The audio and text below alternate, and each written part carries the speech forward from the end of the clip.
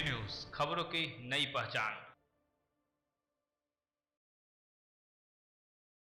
धनबाद परिसदन में सोमवार को विधानसभा की ध्यान आकर्षण विशेष समिति की महत्वपूर्ण बैठक आयोजित की गई। बैठक की अध्यक्षता टुंडी विधायक और समिति के अध्यक्ष मथुरा प्रसाद महतो, सिंदरी विधायक, नीरस विधायक, चंदन कियारी विधायक समेत जिले के कई अधिकारी ने की। बैठक में बीसीसीएल, सीसीएल और ईसीएल की खनन परियोजनाओं से प्रभावित रैयत परिवारों को मुआवजा, पुनर्वास और नियोजन उपलब्ध कराने के मुद्दे पर विस्तार से चर्चा की गई। बैठक के दौरान खनन प्रभावित परिवारों से आवेदन प्राप्त किए गए, विभिन्न लंबित मामलों की समीक्षा की गई। समिति ने भूमि अधिग्रहण, मुआवजा भुगतान और रोजगार से जुड़े मामलों पर संबंधित अधिकारियों से जानकारी ली। समिति के अध्यक्ष मथुरा प्रसाद महतो ने कहा कि समिति का मुख्य उद्देश्य खनन कार्यों के कारण अपनी भूमि गंवाने वाले रैयतों को न्याय दिलाना है। उन्होंने बताया कि प्रभावित लोगों के भूमि संबंधी दस्तावेजों की जांच के बाद उन्हें नियमानुसार मुआवजा उपलब्ध कराया जाएगा। इसके साथ ही खनन कंपनियों द्वारा उपयोग की गई सरकारी जमीन की भी समीक्षा की जा रही है। मथुरा प्रसाद महतो ने कहा कि विशेष समिति के गठन को 9 माह पूरे हो चुके हैं और इस अवधि में लगातार प्रभावित परिवारों के हितों की रक्षा और उनके अधिकार सुनिश्चित करने की दिशा में कार्य किया जा रहा है। उन्होंने भरोसा दिलाया कि पात्र रैयतों को न्याय, उचित मुआवजा और नियोजन दिलाने के लिए समिति गंभीरता से काम कर रही है। हाँ सर, लोकल वाला इलेक्शन नहीं सर, ज्यादा मत देखा ना, चल जाएगा सर।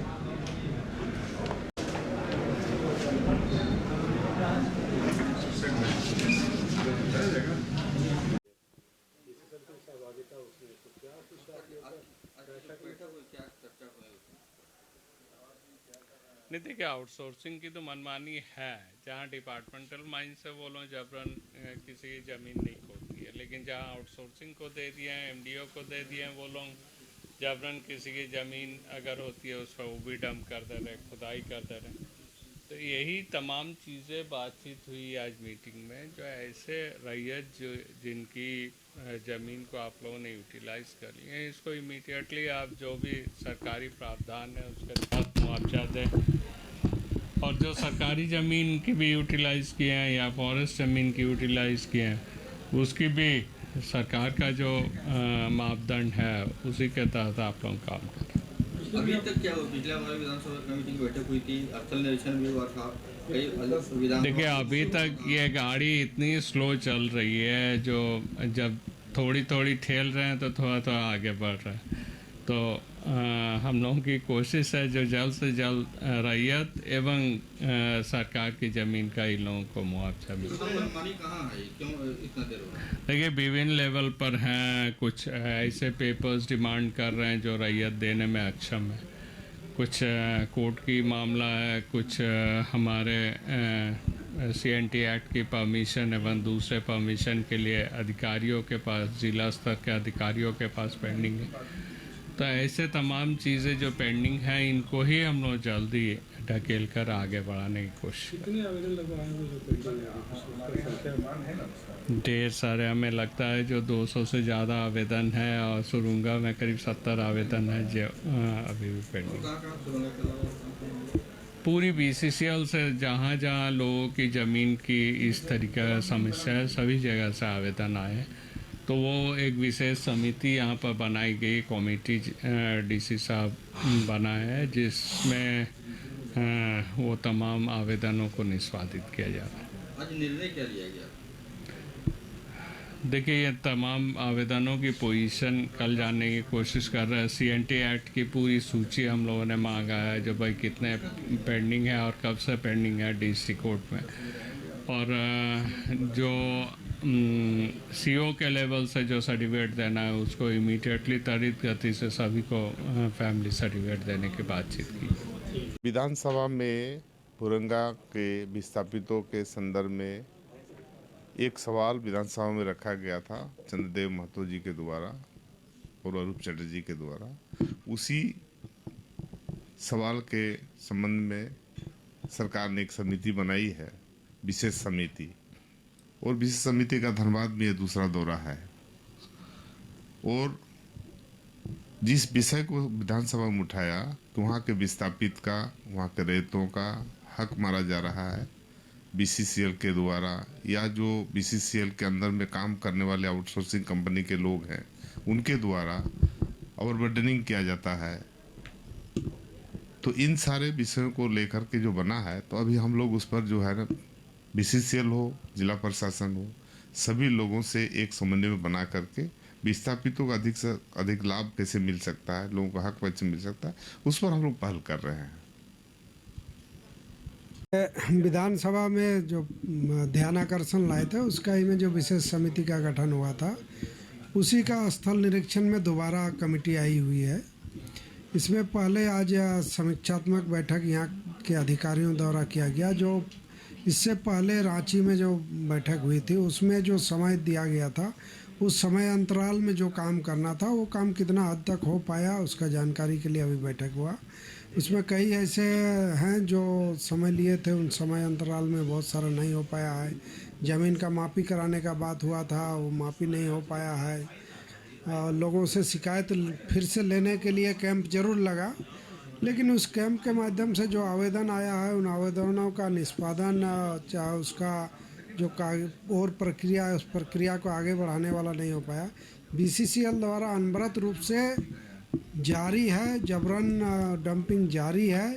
तो ऐसे परिस्थिति में भी बीसीसीएल के अधिकारियों को किया गया कि आप भी करके या तो तत्काल उसका मुआवजा भुगतान की प्रक्रिया को सरलता प्रदान करते हुए भुगतान किया जाए, या फिर उस पर रोक लगाया जाए। इस क्रम में कल फिर बैठक है, बैठक में फिर आगे का तय होगा। सुरुंगा भौरा तो मुख्य रूप से जो प्रश्न था ध्यानाकर्षण, उसमें दोनों मुख्य रूप से है, तो सुरुंगा और भौरा का बात होना लाजमी है।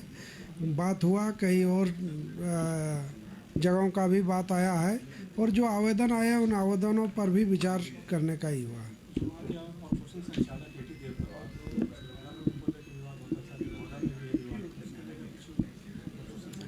कल फिर बात होगी और उसके बाद स्थल निरीक्षण में भी जाया जाएगा।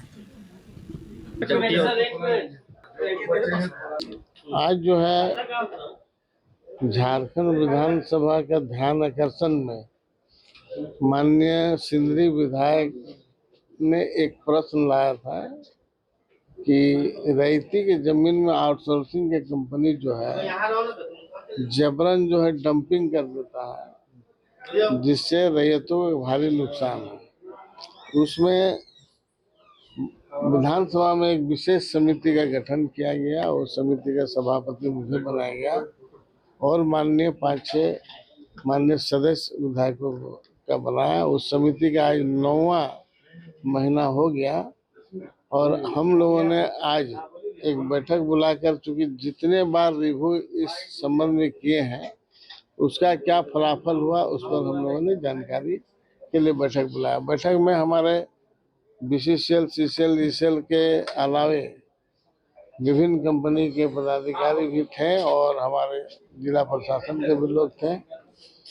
इस समिति बनने से सरकार को राजस्व बीसीसीएल के तरफ से 220 करोड़ का भुगतान भी मिल चुका और रैयत के लिए एक विशेष समिति उपायुक्त धनबाद ने बनाया था, जिसका हम लोगों ने अवलोकन किया और उसमें कुछ सामंजस्य का कमी देख पाया गया, जिसमें प्रशासन और बीसीसीएल दोनों ने मिलकर उस निराकरण को कर देगा तो रैयतों को काफ़ी फायदा होगा। और बीसीसीएल ने कहा है कि हम उस जमीन को जहां हम डंपिंग रैयत में किए हैं, हमको अगर पेपर उपलब्ध करा दें तो हम उनका भुगतान कर देंगे और रैयत बेचना चाहेगा तो हम खरीद देंगे।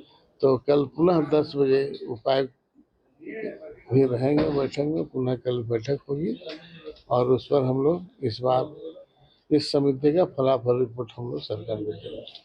इस बार मतलब रैयत तो अप्लाई कर चुका है समिति के बीच में, उसी में हम लोगों ने किया है। कुछ पहले से इन लोग का न्यायालय में भी चल रहा था, जो न्यायालय में नहीं चल रहा उस समिति में अप्लाई किया है। उसमें जिन चीज़ों को मांगा गया है उसमें प्रशासन के तरफ से दिया जाएगा। अगर वो उपलब्ध कर देगा रैयत को तो बीसीसीएल भी भुगतान करेगा। मुआवजा नियोजन का जो है वो हो जाएगा। हाँ, तो उस पर निराकरण हो जाएगा। ठीक। है।